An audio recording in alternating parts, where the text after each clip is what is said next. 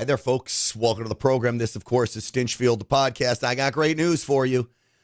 Congressman Jim Jordan, the head of judiciary, has now put a demand out to Jack Smith, this devious, deceitful special prosecutor, to come testify before Congress. He has till October 28th to provide documents that Jim Jordan has requested and set a date to testify before Congress.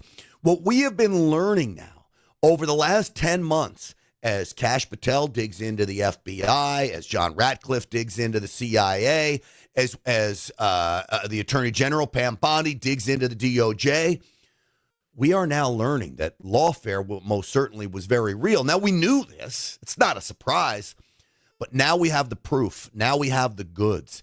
This raid on Mar-a-Lago was so out of line. It turns out there was no probable cause to have a raid on Mar-a-Lago. We've talked about that before. So now Jack Smith will be hauled in. Who was calling the shots? I believe when it comes to Jack Smith, this went to the Attorney General, ultimately to the White House, and ultimately to White House counsel. How important is it that Jack Smith testify before Congress? I would say very important, because what he knows is what we all know, but what he can prove is what we all know, was that this lawfare was being waged from the highest levels of government, including Barack Obama, which I do believe he was the ultimate puppet master in all of this. So we will get Jack Smith in. Now, what do people think about this? What are some of the questions we need to be asking him? Let's dive into that today on the podcast. And then we're going to talk about China. China, if you can believe it, is being very provocative against America. Why? Xi Jinping is close to losing control of power of China. I think he's getting desperate, but I also think he's making some serious miscalculations as he goes up against President Trump, and we're seeing that. So we're going to talk about China, what this means for you, what it means for the markets, and what it means for gold as well in all of this. So we will talk about that on the program today. Before we do, folks, let me tell you, EnergizedHealth.com, EnergizedHealth.com. This is where I want you to go. If you want to get in shape, if you want to be in a position to take back control of your life from a mind, body, soul perspective, the folks at Energized Health and the Energized Health Protocol will help you do this. This is about getting hydrated at a cellular level. Listen to me carefully here. This is not a wacky diet that you're not going to be able to sustain. It's not a wacky workout program that you're not going to be able to sustain. They'll teach you a way of life to get hydrated at a cellular level, and the pounds start melting off. You also start to build muscle mass. I lost 15 pounds in 2 weeks while my muscle mass increased. My blood pressure also came down. Testosterone levels went up. All vitals going in the right direction. That's what Energized Health can do for you. There's a master class you can take there. EnergizedHealth.com to learn about intercellular hydration. EnergizedHealth.com. Pay them a visit. You will not regret it. All right, let's get the show started. Uncensored and unapologetic. This is Stinchfield. Here's your host, Grant Stinchfield. All right, welcome, everybody. So Jack Smith will be put onto the hot seat. Now, this is very important that we put him onto the hot seat. And there's a reason why he needs to be put on the hot seat. I believe he was behind not just what happened to President Trump and the lawfare against him, but the spying on U.S. senators, okay? You're tracking phone records of sitting United States senators. I actually believe it's illegal. You have people like Senator John Kennedy saying they're going to sue Jack Smith and the federal government over this, as well they should. This was all part of the Arctic frost investigation. That had to do with J6, but let's be clear about this. It was never really about J6. It was about President Trump and trying to get the MAGA base to lose support for President Trump through the J6 investigations. That was never going to happen. Miscalculation. It was about connecting these senators to President Trump, following these senators to seeing what was going on between them and President Trump to see if they could catch them in something nefarious. They couldn't, because everything was above board, like everything President Trump does. So now you've got Jack Smith will be called into Congress. They want documents and they want testimony. Jack Smith, I'm sure, will fight it, but this is Senator Kennedy. And I'm not telling them whether to prosecute someone or if someone, it ought to be this person or that person. I'm telling them to follow the law. Follow the law. And I want to know why Jack Smith thought that he could go seek the phone records of 8 sitting United States senators. I want to know. I think we all want to know the answer to that question. In the end, the answer is what I just told you, is that the reason they sought the senators was to tie them to President Trump in something nefarious.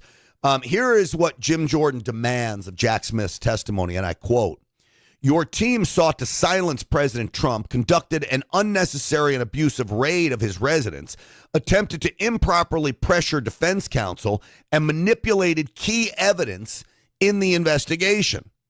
Jim Jordan demands continue. "Your testimony is necessary to understand the full extent to which the Biden-Harris Justice Department weaponized the federal government." Now, that's what I want to know. Lindsey Graham was one of the senators, like Senator Kennedy, that was spied upon. And he said this. "It's a chilling moment when a rogue special counsel who's politicized to the core was trying to find out who I was calling and why I was calling them as a sitting United States senator doing my job. We're not going to let this go." No, and you can't. The bigger question here, though, is who knew what. Now, Senator Graham says he was a rogue special prosecutor. I don't think he was rogue at all. And in fact, if he was rogue by design. I think he had the approval and the nod from those higher than him, that being the Attorney General Merrick Garland, and then I believe the White House counsel. I'm not the only one that believes this. So he's not a rogue special counsel. I understand what Lindsey Graham's saying here, but rogue would assume that he's just acting out on an island all by himself. Much to the dismay of everybody around him. This guy's out of control. You can't put guardrails on him. That's not the case. He was hired for a reason. They didn't want guardrails on him. They wanted him to go do exactly what he did. That's not rogue. That's doing the bidding of Barack Obama and the radical Democrats. You know who agrees with me? Mark Levin. There's no way in hell that Jack Smith did this without the knowledge of the Attorney General and or the Deputy Attorney General. If you're going to monitor United States senators, if you're going to go to the phone companies to get records, there is no way that Merrick Garland didn't know about it or Monaco didn't know about it. The hierarchy didn't know about it. And my guess is maybe White House counsel knew about it, too. So I think this has to be part of your investigation. So there he's talking to Senator Ron Johnson. So now think about this. You've got a Senate investigation going on into this. You've got a House investigation going on into this. And I will tell you, to be completely 100% above board, which I always am with you, and I don't even need to really tell you that, I don't have a lot of faith in these investigations. I would much rather prefer it was Kash Patel and Dan Bongino running this investigation with the Justice Department also looking into it. Congress has been feckless. Republican-controlled Congress has been feckless. We have not gotten anything out of all of these investigations. You know, we've got this special new J6 committee. Have we heard anything from them? Haven't heard a damn thing from them. What are they doing? I want heads rolling, quite frankly. And I just don't seem to be at the point where we are getting that. Now, Eric Trump went on with Mark Levin, and he talked about when that call came in. They were raiding Mar-a-Lago, and just how out of bounds it really was. I got a call. The FBI is at the front gates of Mar-a-Lago. They have a search warrant, sir. And I go, why would they have a search warrant? What are they trying to search at Mar-a-Lago? I don't know, but they're demanding that you instantly turn off every security camera. Obviously, Mar-a-Lago is a commercial property, right? They're demanding you turn off your security cameras right now. And then, sure enough, we find out that Jack Smith is planting manila folders on the office of my father, taking these, glamorous photo shoots where he has them all fanned out like a turkey. This was the lawfare. It was.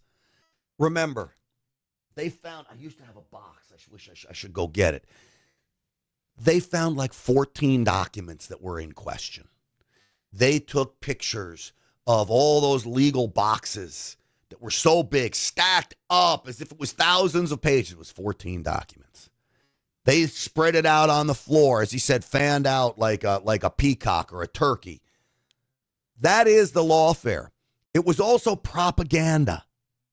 Now, who was behind this? You had Comey and Christopher Wray.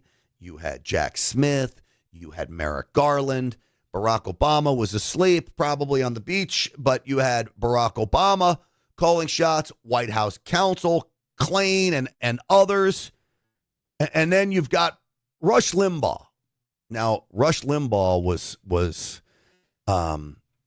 ahead of his time when he made this claim. In a 2003 interview with New York Magazine, James Comey said before voting for Jimmy Carter, 1980, he'd been a communist. Under Obama, the CIA director and the FBI director both had histories of not just flirtation, but serious immersion into communism. And like the KGB always said, no one ever leaves the KGB. Rush was right. Certainly we saw the war that Comey waged, the war that Brennan played. It was as if you had communists inside government, and go figure, I've told you 100 times, I think Barack Obama is a communist. They do not love the American way of life and the American system, which is based off of freedom and capitalism and you being able to make your own decisions. So they tried to fundamentally change that. And what did Barack Obama do? He put people in positions of power that were communists. So now we've got Comey, we've got Wray, we've got Jack Smith, we've got all of these bad actors. What does Jim Jordan want to get to the bottom of? How is he going to go about it? Well, Jim Jordan, he's a great guy. He went on with CNN to answer questions that are usually out of line. What I know this Justice Department is doing is the good work that they're supposed to do, looking at the law, looking at the facts, looking at each individual case, and moving forward, I think, in an appropriate fashion. Let's talk about these cases. You can't argue with, Jim Comey, by the way, Jim Comey is where it all, so you talk about weaponization, that's where it all started. Yeah. So don't you want to go to the root of all of it? And James Comey is the root. But again, he's the root as far as the soldiers on the field waging the war. He's not the root of it. Barack Obama, Susan Rice, all of those cronies at the top of the food chain. I would throw George Soros in there. I promise you that guy is getting a say in everything. And so that's where we are with that. Now, the media is just outrageously coming to the defense of all of these. The media is coming to the defense of all of these co-conspirators, Jack Smith and Comey and all of them. And they make some outrageous claims. But when you're on MSNBC, your viewers are going to take them as truth when they're actual lies. There are certain people in MAGA world who want to bring a sort of holistic prosecution. Their theory is that there was a conspiracy to violate Donald Trump's civil rights with all the investigations, whether you're talking about the Russia investigation, the Ukraine investigation, Jack Smith's special counsel investigations. They believe that everybody involved in these cases committed some kind of misconduct and abused Donald Trump's rights, and they're trying to sort of bring this massive case in their fantasy. The reality is there isn't any evidence to support any of that. So you're telling me that on the very basic line of taking photos, claiming that all of these classified documents were held by Trump, and it turns out it was 14 little pages. 14 little pages amounts to less than I have in my pad right here. Okay? That's about 14 pages. Now, remember the boxes that they had? You're telling me that's not propaganda and lies? You're telling me spreading it out? You're telling me that when Mar-a-Lago is dealing with the records office, the library, that they're working it out. You've got to send the Justice Department in. You're telling me that's above board? You're telling me that going after President Trump's defense counsel and threatening them with disbarment over and over again is above board? Of course it's not. You're telling me that concocting all of these schemes using local district attorneys to come up with crimes that have never been prosecuted before, where there are no victims and nobody's making any claims. You're telling me that's not out of bounds? Of course it is. Rights were violated, and they were violated over and over and over again. And they were violated by people who were breaking the law at the time. Just look at Letitia James. Letitia James is a prime example of this. She was committing mortgage fraud. That's the allegation, and it sure looks like that when you look at the documents that have been presented. And now, who is she supporting? Mamdani, a socialist. So they had all these communist socialists on board to wage war against Trump. And at the same time, we see powerful voices trying to silence truth and punish dissent, and yes, weaponize justice for political gain. So that's Letitia James. I mean, weaponize justice for political gain. It's exactly what you did to President Trump. I don't need to go through it over and over again. We have covered the cases against President Trump in New York, which were so outrageous and so wrong. And somebody really does need to pay for all of that. Folks, you've heard me talk about the folks at NFN8. The website is get20now.com because what they're offering you is a chance to lock into 20% annualized interest on your investment paid out monthly. This is an investment in Bitcoin mining. I'll let them explain exactly how it works, but you will get to take advantage of the Bitcoin craze that is going on. You will lock yourself into up to 20% annualized interest paid monthly, and you can sit back and relax, and the checks just come in. I made a sizable investment with NFN8 over the last year. Every day, like clockwork, that money is deposited once a month. Same day, that money is deposited into my bank account. They have lived up to all their promises. In fact, I've become friends with the principals there.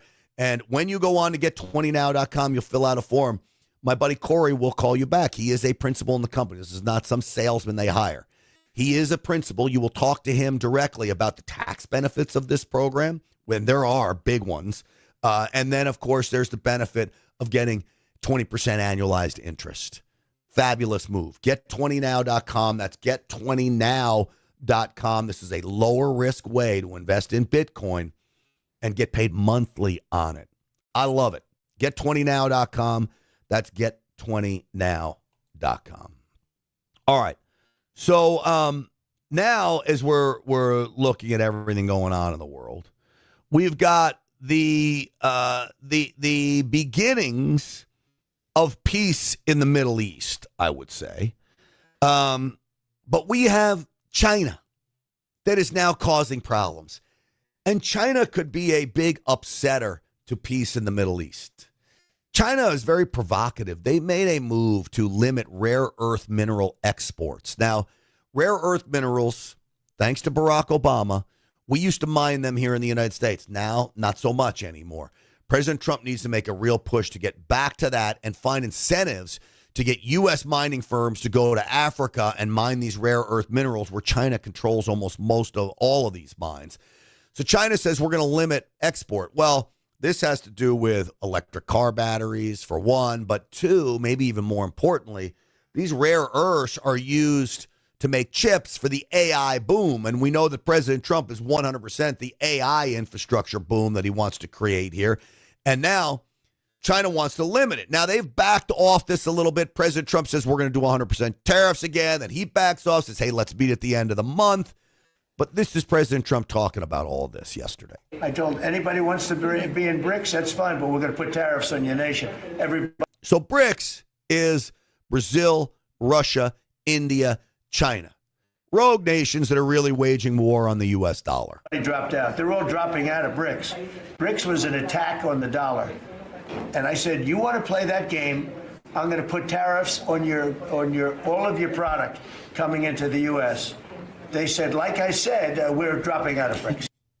So President Trump's tariffs are a hammer in this war. I mean, The world needs America so bad. One thing I've realized is I always knew America was the greatest nation in the world. I know you do too. I always knew we were the most dominant when it came to the economy. There was a point where China was giving us a run for its money. Right now, China's economy is on the brink of all-time collapse. China is so reliant on exports. We, in many respects, are reliant on imports. And you know, I sometimes disagree with President Trump that we want to get this trade balance, which is most certainly important. But when you have most of your production being sold in your own country, it makes you less reliant on other nations, in my opinion. Is it great to sell to other nations? Yes, because it increases our GDP and everybody's going to benefit off of that. But if we're on a road to success and we're just selling in America, what we've now realized is we are self-reliant. I like that. China is the opposite.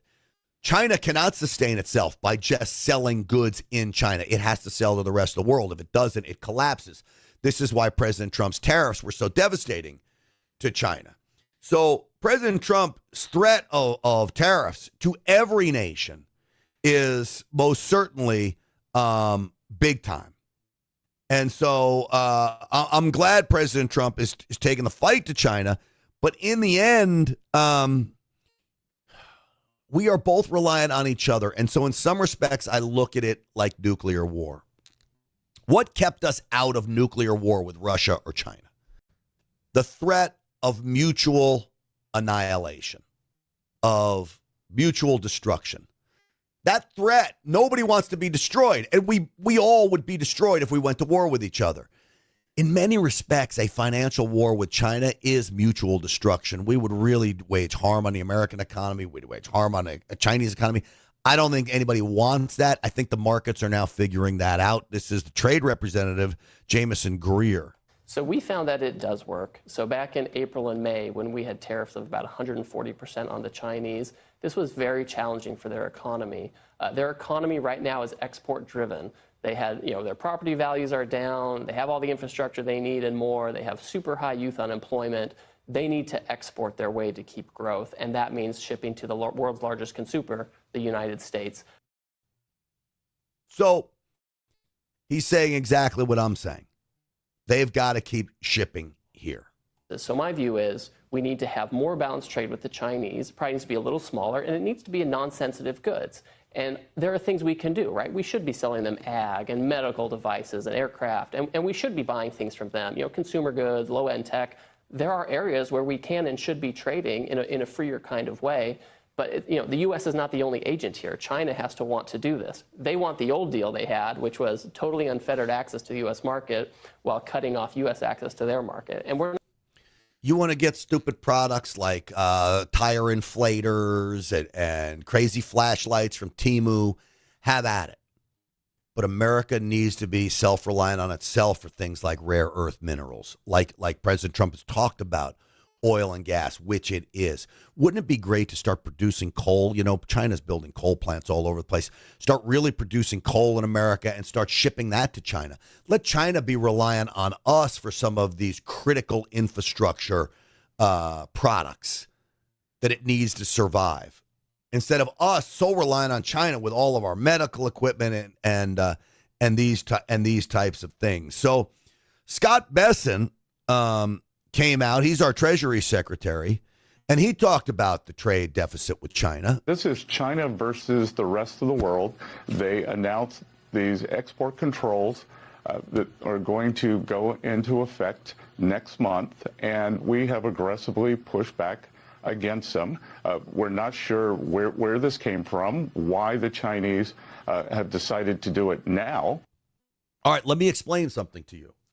One of the reasons why Xi Jinping, I believe, is making provocative moves, like saying we're going to cut you off from this. And then today, President Trump saying, hey, they're not buying our soybeans anymore. And in many respects, it's provocative to say we're not going to buy from you because that harms our farmers. And China knows that. But that's a provocative move. So why is Xi Jinping being so provocative? There are rumors going around China that Xi Jinping is in peril of being ousted, that there are some high-ranking members of the Chinese Communist Party that have buddied up with members of the military, And there is some rumblings that they're not happy with Xi Jinping and he could be ousted. Now, it's not easy to oust Xi Jinping, a dictator who rules with an iron fist. This could be him making moves, strategically wrong moves, in my opinion, to try to gain favor or warn these people who want to take power that he is still in control. The problem is he's wrecking his own economy. The people will side with others. I think the people of China really want freedom, and sadly, they're not getting it. Scott Besson again. This was a provocative move. We have substantially de-escalated. President Trump said that the tariffs would not go into effect until November 1st. So you see that right there on your screen? Dow up 408. This was Monday, I think, when he said this. So the moment President Trump de-escalated, the stock market soared. And so this is what I mean. So it dumps on Friday. We get word of these tariffs, and it soars on Friday with a little. And then we got word of the soybean stuff today, and the market's just kind of ho-hum. We're all taking this in stride now, and I think what it's telling me is that investors have great faith in President Trump to do the right thing and navigate America through these storms. And if we can navigate through this, then we are in very, very good shape. So this is NATO Secretary General. I tell you, when we get in problems, we have warmongers out there. I believe the Secretary General of NATO is a warmonger. Look, if you're leading NATO, it's in your best interest to be in wartime scenarios, because then NATO is so important with all of these militaries coming together that really America pays way too much for. But listen to what he says about China. For example, China would move against Taiwan. It's highly likely that China will force the junior partner in that relationship, being Russia, under the leadership of Vladimir Putin, to move against NATO here to keep us busy. Does he really believe that Vladimir Putin is going to move against NATO? There is not a chance in hell that happens. Vladimir Putin is a very smart guy. Is he an evil, brutal dictator? Yes. But he's sly as a fox, and he knows how to lead. He is not going to attack NATO. That would be the last of Russia. I mean, and we know this because Russia's so unsuccessful in its war in Ukraine. Now, why would he say that, the Secretary General? He would say that because he wants everyone on heightened alert. He wants more money flowing into NATO. He wants troops being heightened and sent. He wants American involvement in NATO. He wants to up all of that because it's a money play, and I'm sure he has ties to the military-industrial complex, which would like nothing more than for NATO to up its resources and spend lots of money with all of the defense contractors. That, to me, is what they want, beyond a shadow of a doubt. Real quick, President Trump yesterday gave Charlie Kirk the Presidential Medal of Freedom. What an amazing, amazing day it was yesterday. Charlie Kirk is supposed to be in an event with me on Sunday. We do it every year in Orange County. It's a Salem radio event, and Charlie Kirk will not be there, unfortunately, obviously. It's sad that I've got to tell you my friend is not going to be doing an event with me that he normally would be because the left shot him in the throat to silence him.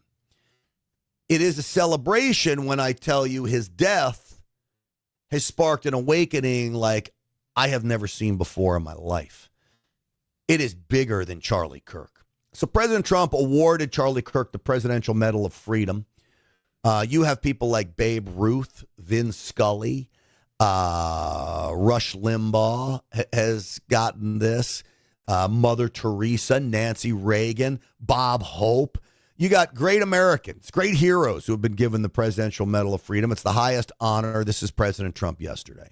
As I said on the day that he was assassinated, Charlie Kirk was a martyr for truth and for freedom. And from Socrates to think, and to St. Peter, from Abraham Lincoln to Martin Luther King, those who changed history the most, and he really did, have always risked their lives for causes they were put on earth to defend. He was put on earth to do exactly what he was doing. You know, President Trump told Charlie Kirk that he thought he could be president one day.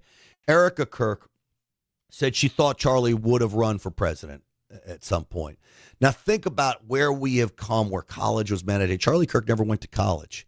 And he may have been one of the future presidents of the United States of America, and he never went to college or served in the military. And all these things that were prerequisites for becoming president, which is no longer. Now you know what the prerequisite for president is?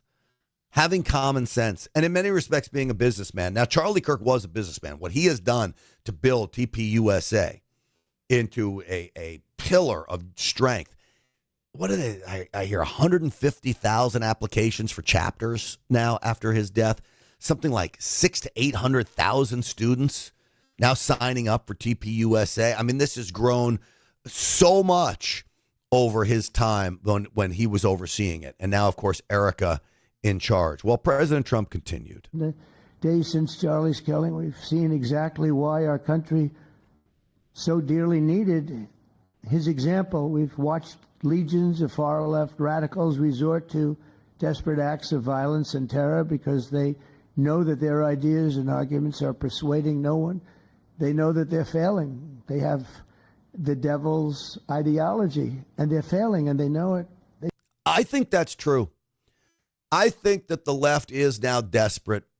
That they are failing on every level. Nothing they do makes sense other than to destroy America.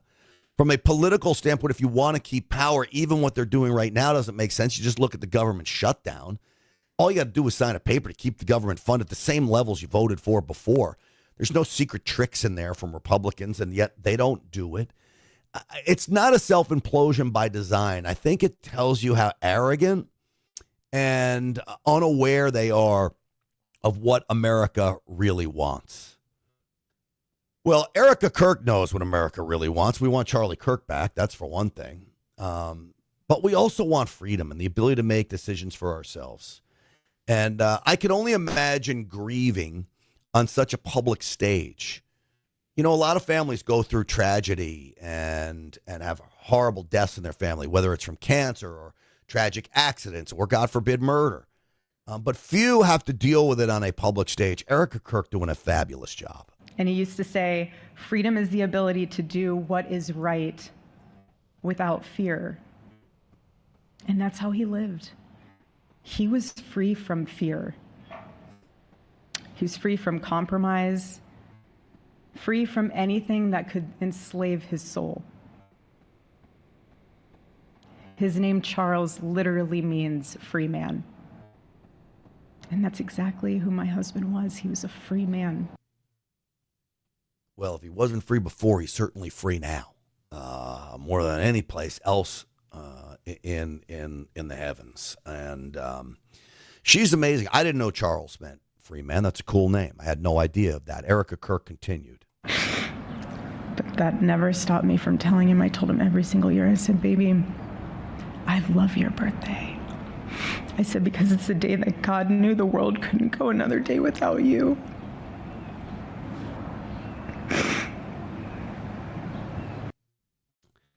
Horrible. And you think President Trump standing behind her, knowing he came millimeters from Melania Trump, standing up there and maybe accepting the Presidential Medal of Freedom from J.D. Vance, right? I mean, it's just amazing that President Trump, millimeters, spared. Charlie Kirk, not spared by millimeters. Look, that bullet hit him in the neck. You go 6 inches one way or the other, he lives. Why one, not the other? Those are the age-old questions, only to be answered by a much higher power, a much smarter person than me. I can't give you the answer to that, but I do know that all things happen for a reason, and God does have a plan, and we're seeing what's happening with TPUSA and the growth and explosion and really a revival in America that, again, not to take away from Charlie Kirk, but it's bigger than him. People that didn't even know who Charlie Kirk was are now looking at what a great man he was and trying to live up to the value system that he lived by. And that, to me, folks, is amazing. So congratulations, Charlie Kirk, for the Presidential Medal of Freedom. And we couldn't be prouder of you, and we most certainly miss you. Hey, folks, wouldn't it be nice to be with a company that supports the values that you believe in, that pushes for our First Amendment rights, that protects our Second Amendment rights, that believes that freedom is the way for America? That's what Patriot Mobile is all about. You know that when you sign up with Patriot Mobile for your cell service, you're going to have a company that backs you up and backs this country up. But beyond that, you get 100% U.S.-based customer service. You get the ability to have 2 lines from 2 different networks on your phone. No other cell phone company can do that. You get a performance guarantee like none other because you get to choose what network you want to be on. So you're not giving up connection service either. And in the end, you know you're part of Stinchfield's Army. Patriot Mobile is the official cell service provider of Stinchfield's Army for a reason. A little bit of the proceeds that they make off of your cell phone service will go directly to help push American values, whether it's First Amendment rights, whether it's helping our veterans, whether it's protecting your gun rights, whether it's supporting programs like this. Patriot Mobile is on the front lines. If you're not with Patriot Mobile now, you know what you're doing? You're funding the woke left. There's no excuse. Make the switch today. PatriotMobile.com/grant.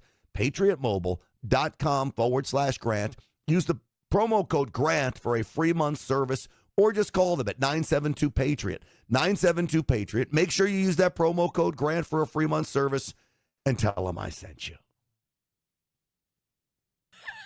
It is time for the Trump MAGA Minute. America Grande Ultra Best. This is the Trump MAGA Minute. I mean, I'll tell you a story. A friend of mine who's a businessman, very, very, very top guy. Most of you would have heard of him.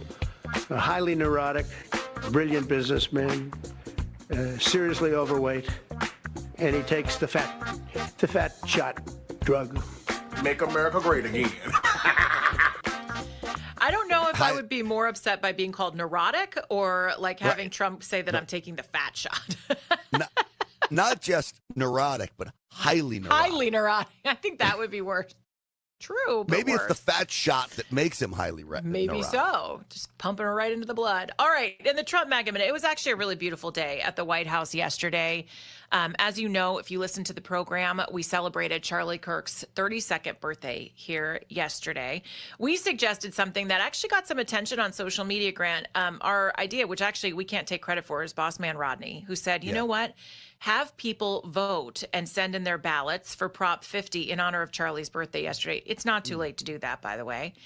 But I think it was a great idea. It's something easy that we could do to just pay tribute to try to save 50, California. Just to remind everybody, Prop 50 is the bill, well, it was the vote that would be put to the people of California to allow this redistricting plan to go through that will just add so many members of Congress from California, Democrats, to overwhelm the system in a response to Texas. So we've got to vote no on Prop 50. And here's something, if you have liberal friends out there, you just tell them President Trump is a big fan of Prop 50. President Trump says yes on 50. Wink, wink, wink, wink. Mm-hmm. But don't wink at them. That's not true. This is the secret amongst Morning Answer listeners. It's a no on 50, no on 50, no on 50. But if you have some liberal whack jobs around you, say, oh, yeah, I heard President Trump was really excited about Prop 50. Yeah. Confuse them. Yeah, exactly. This is setting us up for the future, this Prop 50. This is a Trojan horse from Republicans. We love it. Maybe they'll flip their votes. I'm so excited. So Charlie Kirk was celebrated yesterday as the presidential Medal of Freedom. It's a presidential Medal of Freedom. So here you got Bob Hope. Yeah. Nancy Reagan, Rush Limbaugh, Babe Ruth, Vin Scully, whole slew. I mean, literally, there's. I didn't know that presidents give like 30, they give them a lot. 50 of them. Yeah, Ben Carson's going to get one too, which I love. I love Ben Carson. So is Rudy Giuliani. Yeah, and good for him. All right, so he joins a big crowd, though. I mean, Mother Teresa joins a big crowd of great Americans. guess? No? Let's listen to President Trump at the White House yesterday. And President Trump paid tribute to Charlie, and of course his wife Erica as well spoke. But let's start with the president, who had this to say. He was assassinated in the prime of his life for boldly speaking the truth, for living his faith and relentlessly fighting for a better and stronger America. He loved this country. And that's why this afternoon it's my privilege to posthumously award Charles James Kirk, our nation's highest civilian honor, the Presidential Medal of Freedom. Thank you. You know, Jen, what's sad is he would have been with us Sunday. He would have. Normally he's there. And it's going to be a time without him. So it will be a time to celebrate. And I know Erica Kirk was there. Yeah, she did great. Let's listen to a little bit from her because I think she's just a very eloquent writer, and her words are just really impactful. And this is what she had to say. Again, Charlie's birthday, and she talked about how this could have been the best birthday gift she could have ever asked for Charlie. Listen. Now I can say with confidence, Mr. President, that you have given him the best birthday gift he could ever have.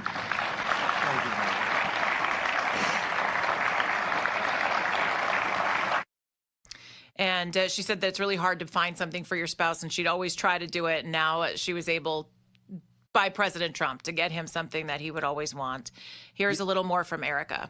Surprisingly enough, he did pray for his enemies, which is very hard, but he did. He did. He did. No one else, I saw him do it. No, he never did it in front of anyone else, but I can attest to that. But he also loved people when it was inconvenient.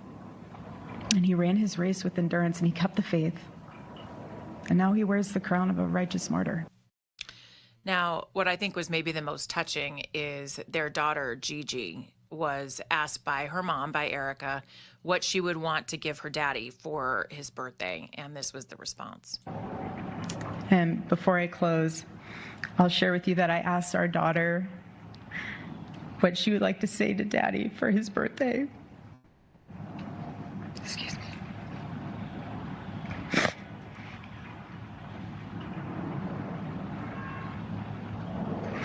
She said, "Happy birthday, Daddy. I want to give you a stuffed animal.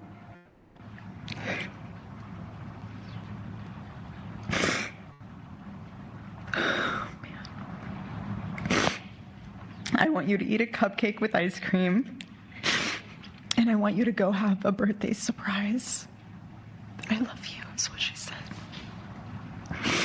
And while our son is precious, he can't yet speak, in classic Kirk family fashion, his actions spoke louder than his words, and his gift to you, Charlie, and myself for that matter, was deciding to become the man of the house and be fully potty trained at 16 months. Sweet. So, you can only imagine what that family is going through. And then to have to go through it in such a public profile, look, families all across the country lose people they're not expecting to lose, sometimes in very heinous, tragic ways. And these families still have to go through the same thing that Erica Kirk is dealing with. But she's going through it on a public stage. People watching. That's got to be so hard. I remember. And not only watching, but wishing her harm in many ways. There's so many awful people out there. Or wishing her harm. I don't know. I haven't really told the story too often, but I don't know if you remember. I was very good friends with Carolyn Bessette, who was John F. Kennedy Jr.'s wife. And, close family friends. We used to vacation together, and her parents are like my aunt and uncle. They're just fabulous. And when that happened, talk about a very public death, right? I remember having to... One of the most public of that time, by the way. Yes. It was a huge story. I would ride to the gas station with her stepfather, who really was her father at the time. And he's having to deal with all the news cameras there. And they don't know it's him, really, but he's there and it's around. And then I would hear the stories from my mother when she would go grocery shopping 10 years later. They'd to still see her follow. daughter Wow. on the cover of the National Enquirer and all of these crazy stories and every time she doesn't know when she goes to the grocery store, and still to this day, I don't know, I think that was 1999. They to this still talk day, about that story. They still talk about, you're still going to run into it. Imagine what that's like to have to live that grief publicly. Think about what they said about JFK Jr. I mean, think about it. They said he was alive during the Trump campaign. Remember that? And they would find him sitting at the rally. And that's 30 years ago. I mean, it's insane. Well, you know, like Elvis. Yeah. But Elvis is true. He still is around. I know. I think I've seen him. Throwing French fries at Burger King or something like that, right? Yeah. The king of rock and roll is now the king of the fryer. Speaking of king of the fryer, to lighten the mood up a little bit, you know, it's pretty amazing that we had a former McDonald's employee get peace in the Middle East. I know. That's a really rags to who would riches have ever story. thought you go from being on fries to peace in the Middle East? Working the drive-through to getting peace in the Middle East. I know. Yeah. Amazing. Only President Trump can do that. I'll tell you what, I am so happy to tell you about a new sponsor of mine, the cryptocode.com/grant. This is a crypto trading system that literally takes the guesswork out of trading. It can be automated. You get trade alerts. There are the high setup probability indicators. All of it is going to be included in this system that is literally so simple to operate. So if you want steady profits, okay, if you want to build wealth, all with minimal risk, and this is the key, then the crypto code is for you. The cryptocode.com/grant. That's the website I want you to go to. So my buddies over there are running free seminars all week. This will take you through the process. They open up the playbook for you, all right? Now, as for the trading alerts that the crypto code offers, I want you to take a look at this. This is their win rate on this. 93% of the 2,175 trade alerts they have offered up multiple times per week, okay? 2,024 wins, only 151 losses for a 93% win rate. I've gone through and I've checked the math on this, and I'll tell you what, it's nothing short of amazing. So if you want to get involved in crypto, but you don't want to risk the farm, the crypto code is for you, and you're not going to spend tens of thousands of dollars for these. You know, these trading bots can be very, very expensive. This is the most reasonable deal I've seen, and it may be the most successful trading bot and system and trade alerts all packaged in one that I have seen. The cryptocode.com/grant. Go sign up for this seminar. You're not going to regret it. Trading involves risk. There's no doubt about it. Results aren't guaranteed. Terms apply. I'm not giving you financial advice. That's what the FTC wants me to tell you. What I want to tell you, though, is go to the cryptocode.com/grant. Donald Trump has said once again yesterday that he would pressure FIFA, is that what it is, to remove the World Cup games from Los Angeles on the basis of the city's failures and their lack of ability to create law and order, their failed policies. This is going to be a big one. He's also looking at possibly moving the Olympics out of Los Angeles. President Trump said, look, Boston, Chicago, LA, don't just think that it's a gimme for you to get these games without actually making sure that the venues can be secured. So President Trump at the White House talking about his ability to move things out of some of these blue cities. Take a listen. Boston. The answer is yes. If somebody is doing a bad job, and if I feel there's unsafe conditions, I would call Johnny, the head of FIFA, who's phenomenal, and I would say, let's move it to another location. And he would do that. He wouldn't love to do it, but he'd do it. Very easily he'd do it. And this is the right time to do it. If I thought Boston was doing something that was going to cause safety conditions for the World Cup, I could say the same thing for the Olympics, because, we have events that are in different locations for the Olympics. It's based in L.A. If I thought L.A. was not going to be prepared properly, I would move it to another location if I had to. On that one, I'd probably have to get a different kind of a permission, but we would do that. Gavin Newsom, he's got to get his act together, because had we not gone in at the beginning of my term, had we not gone in with a very strong, powerful force, they would have lost L.A. Now, you already lost 25,000 houses to fires. You got a big scar right in the middle of the city. And that should have never happened because they should have had the water flowing in from the Pacific Northwest. All they had to do was open up the valves. He didn't want to do it. All we had to do was just have the water. He was Just sending it open to up us. the That's valves. it. Open them up. And he Yeah. did, man. He did. He opened them up. So what do you think about these ideas about maybe the Olympics leaving LA, the World Cup leaving Boston? 855-785-8255. Can you imagine if Trump moves it out of LA? I mean, and they do that and they leave LA. I mean, Yeah. can you imagine what's your famous word that you use? Apoplectic. Apoplectic, man. I mean, they will go. I hope he does it just to watch Horvath and Bass and who else? Gosh, you want to see all of these guys. Hilda Solis will be going nuts. Oh, boy. Hilda Oh, Schmilda boy. will be going crazy. Here's the thing. I think the threat is actually not just in vain because these guys that are running LA need to know that they need to do a better job. And one way that you don't do a better job is by doing what the LA County Board of Supervisors did this last week, and that's declaring a local and county emergency yesterday so that they can help families that they say are being harmed by federal immigration raids by granting the county more power to offer assistance to those who have lost breadwinners and businesses being harmed by a lack of workers and declining revenues.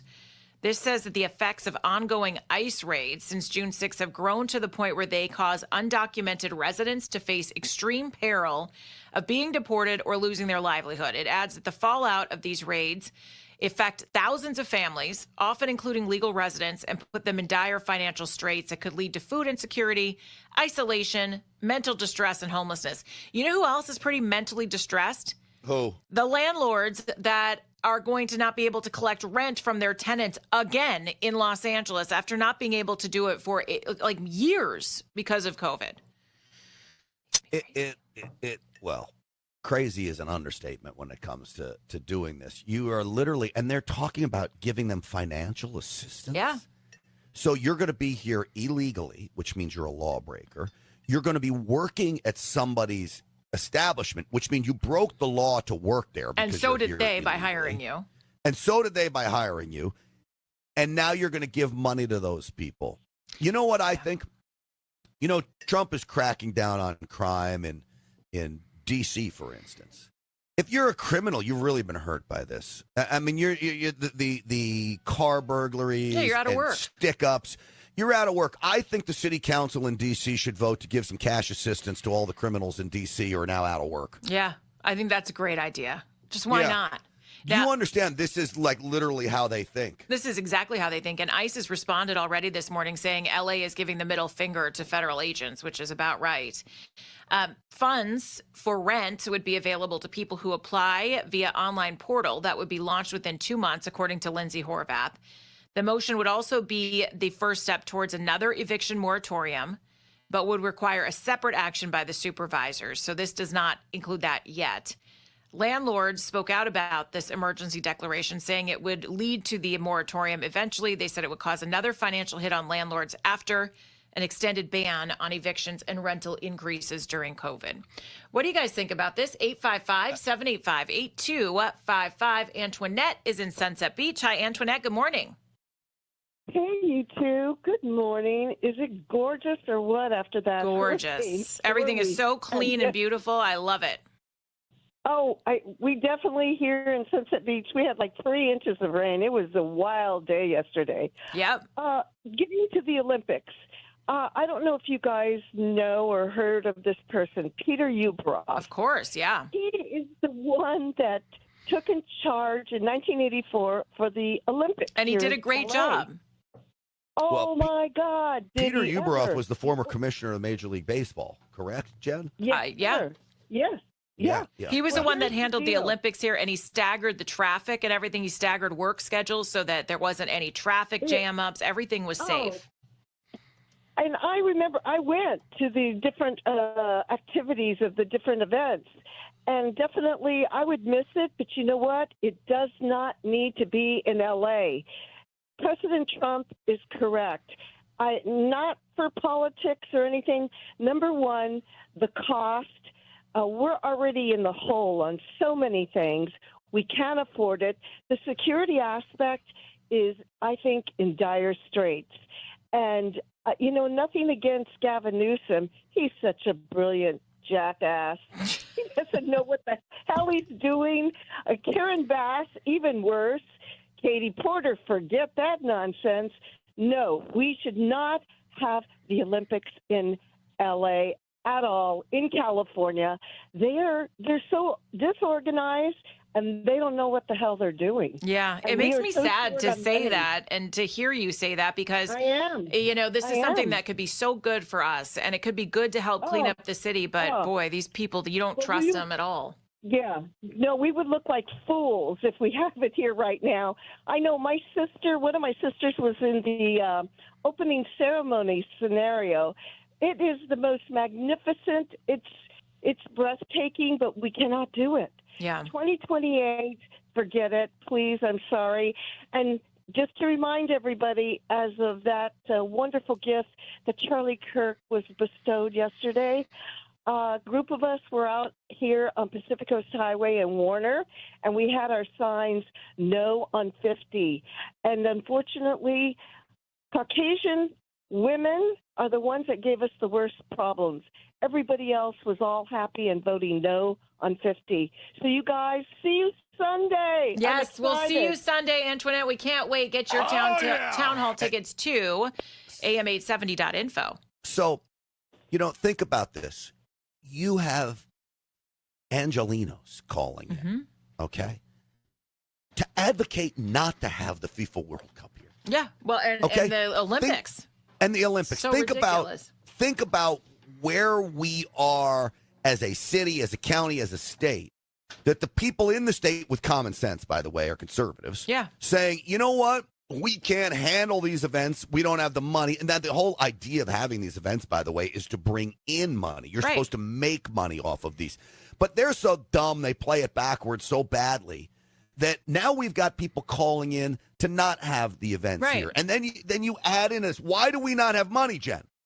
We don't have money because the county is offering to pay illegal aliens who are afraid of being arrested by ICE to stay home. Right, to stay home, not work, and not pay their rent.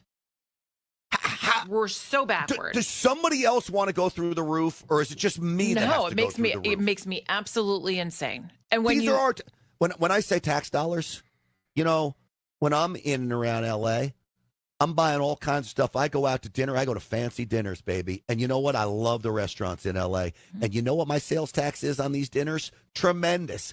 That sales tax has to go to an illegal alien so they can stay home? I know. Are you kidding me? Another way to reward bad behavior, right? You can't widen some of the highways so the traffic isn't so bad with my tax. I'd be all for that. Widen the highways. But instead, they're going to build a convention center. Oh, my extension. gosh. Instead of doing the freeways, they'll have an extension at the convention center that won't even be done in time for the Olympics, if we even have them. For a bunch of Just people wild. that dress up like Comic-Con. And that's who gets the benefit of it all. Judo and Comic-Con. All right, folks, that is going to do it for us. I'm Grant Stinchfield. Thank you so much for watching. Don't forget, Stinchfield 1776 on all the social media platforms. GrantStinchfield.com is the website. You get all the podcasts there. And please, if you're watching, subscribe to the channel, share the channel, like the video. Heck, copy and paste the link if you want to, and share it on all of your social media platforms. This is how we get the word out there. So stick with me, please. Again, GrantStinchfield.com. That's GrantStinchfield.com. Stinchfield's Army rolls because of all of you. We'll see you tonight on the Real America's Voice show. Thanks for watching, everybody.